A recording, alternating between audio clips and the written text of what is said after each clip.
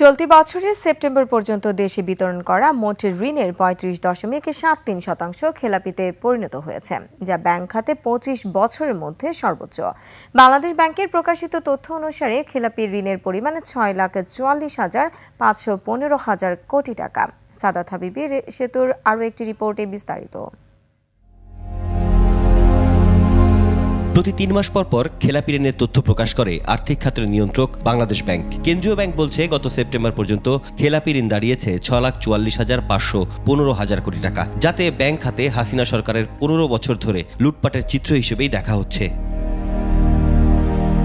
এর আগে ২০২৪ সালের সেপ্টেম্বরের শেষে খেলাপি ঋণ ছিল ২,৮৪,৯৭৭ কোটি টাকা, যা সে সময় মোট ঋণ বিতরণের প্রায় ১৭%। বছরের ব্যবধানে খেলাপি প্রায় ৩ গুণ বেড়েছে।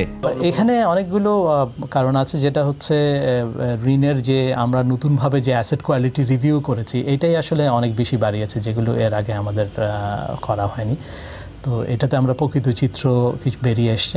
বাংলাদেশ ব্যাংকের কর্মকর্তারা জানিয়েছেন, খেলাপি, রাইট অফ, পুনঃতফসিলকৃত ও অর্থ ঋণ আদালতে আটকে থাকা ঋণ সহ ডিস্ট্রেস অ্যাসেট মিলিয়ে দুর্দশাগ্রস্ত ঋণ আরও বাড়তে পারে। লোনগুলো যদি খেলাপি হয়ে যায়, অর্থাৎ স্টাক আপ হয়ে যাওয়া, লোনের অর্থ ব্যাংকে ফিরে না আসা, যদি আমি ফিরে না আসে, তাহলে তো আমি এটাকে আবার নতুনভাবে লোনেবল করতে পারি না। আর যেহেতু এই টাকাটা অর্থনীতিতে ইফেক্টিভলি কাজ করতে পারে না, যেটা পুরো অর্থনীতির জন্য আসলে এটা ক্ষতির কারণ হয়। যে বিতরণকৃত ঋণের ৩৫.৭৩%ই মন্দা ঋণে পরিণত হওয়ায় দেশের ব্যাংক খাত নাজুক অবস্থায় পড়েছে। এমন বাস্তবতায় আর্থিক খাতে সুশাসন নিশ্চিতের কথা বলছেন বিশ্লেষকরা।